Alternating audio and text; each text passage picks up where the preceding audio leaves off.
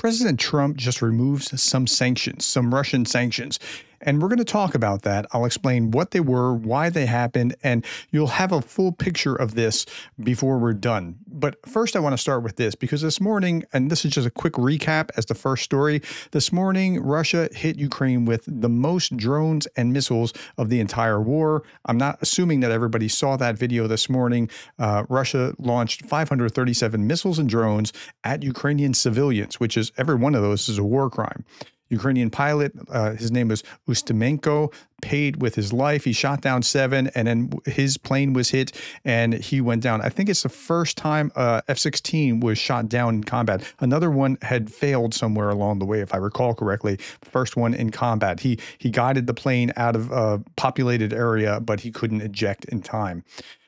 This is what it looks like. What Ukraine's air defense faced last night, more than 500 air targets. If it were any other country, actions, headlines, outrage for Russia's war against Ukraine. Just another week under fire. More sanctions are coming in 2 weeks, maybe. Well, okay, look at that number of drones and missiles. I can't even get it all on the screen at the same time. Like, that's what they were facing last night. And they were surprisingly effective, 88% effective.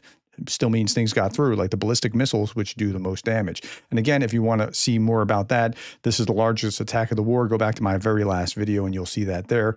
I also talked about how the 3 helicopters that were apparently destroyed yesterday, the SBU has now confirmed the attack on the Kryskovisk airfield in occupied Crimea, a successful overnight operation on June 27th to 28th.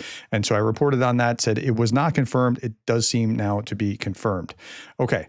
Now, here's the big story. The big story is that Trump lifted sanctions on, okay, so these are sanctions that affected Russia. It goes back to a Hungarian nuclear power plant that they tried to start developing back in 2014, and then it kind of fell apart, and then they wanted to start it going again, and then Biden put some sanctions on, and Trump is lifting those sanctions. Okay, so the U.S. just lifted sanctions on Hungary's Pax nuclear expansion, involving Russia's Rosatom. That's their state-run nuclear power plant generating facility, and they also export creating nuclear power plants. So it's not all sanctions. It's just these very specific ones relating to this with Hungary. So it's not good that he's releasing any sanctions at all. I mean, you could have done this in a different way, and I'll talk about that in just a moment. Now, Hungary is proudly saying that they'll fight the EU to keep buying Russian oil and gas, says the commentary here. Here's Ukraine, United 24, U.S. lifts sanctions, clearing the path for Russia's nuclear expansion in Hungary. So here's what this had to say. Hungarian Foreign Minister Peter Szijjártó announced that the United States has lifted sanctions.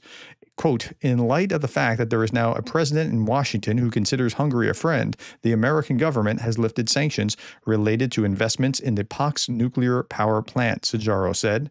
He goes on. The Pax nuclear power plant is Hungary's only nuclear facility located about 100 kilometers south of Budapest. It currently operates 4 Soviet-designed VVER-440 reactors commissioned between 1982 and 1987, generates over 40% of the country's electricity. The project, overseen by Russia's state nuclear corporation, Rosatom, includes the construction of 2 additional VVER 1200 reactors.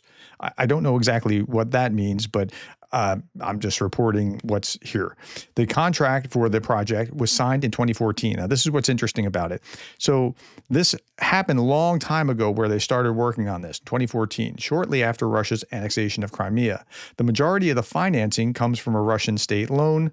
Now, between 2014 and 2022, the EU was signing off in 2017. I read in a different article, the EU was okay with it. They were signing off on it. Okay.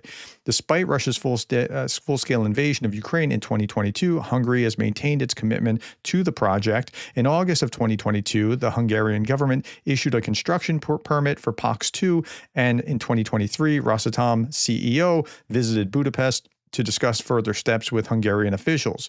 And earlier on March 11th, Hungarian foreign minister condemned Ukraine's drone strike on the Druzhba pipeline, pipeline as an attack on Hungary's sovereignty. So they're going back and forth talking about this, about like, is it good to have energy independence, and then they can not be dependent on Russia for this, or is it, are they just dependent on Russia for Rosatom? Okay, so if you were Trump, you could have worked this out in a different way. Hey, we have American nuclear engineers. Let's make a deal. Like, we're not lifting sanctions, but here's this company, Babcock and Wilcox, or B&W, or whatever they call themselves these days, or this company or that company or the other company. Take your pick. We'll make it work, and we'll make it work better. It's American made. He could have gone down that path, but he didn't.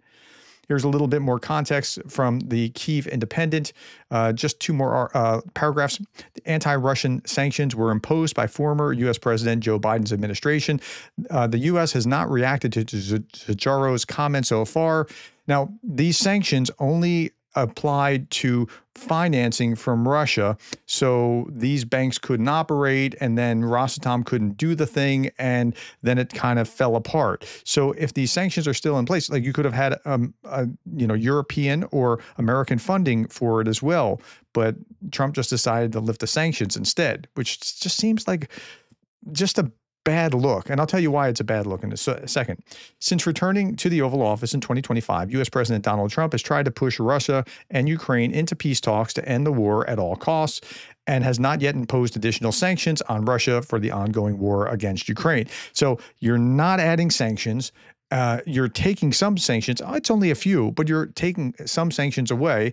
It's been 110 days since Ukraine agreed to a comprehensive total ceasefire, and Russia's done nothing. So that's 1, 2, 3 things. And then on top of that, you have the greatest attack of the war since the war began just last night. So this is a bad look. And then on top of that, you have U.S. congratulating Russia on June 12th for Russia Day, but U.S. saying absolutely zip about it in a press statement about Ukraine's Constitution Day on their website. So that looks like one thing after another, while Yale University research found that Russia planned a quick victory and Russification of Ukrainian children, but after failing, it began using them as hostages. Experts estimate about 35,000 Ukrainian children are still considered missing. That's going on. Like, that was their plan, by the way. 3 days, knock over the government, and then Russify the younger generation so this doesn't happen again. Put a puppet in charge of Ukraine, and yeah, okay. So where does that leave us? Trump did lift these few sanctions. It's not a lot, but it's still a terrible precedent, and it's just a bad look. Now, at the same time, Senator Lindsey Graham is still talking about his anti-Russian sanctions. Let's hear what he has to say. Now, I want to ask you about Russia, because you're pushing this bill to impose severe new sanctions on Russia. Have you gotten Trump on board with this? Big breakthrough here. So what does this bill do? If you're buying products from Russia and you're not helping Ukraine, then there's a 500% tariff on your products coming to the United States. India and China buy 70% of Putin's oil. They keep his war machine going. My bill has 84 co-sponsors. It would allow the president to put tariffs on China and India and other countries to stop them from supporting Putin's war machine to get him to the table. For the first time yesterday, the president told me. You were playing golf with him. Stop for a second before he gets to what the president told him. Trump has talked about, I might add sanctions. 2 weeks, I'll reevaluate.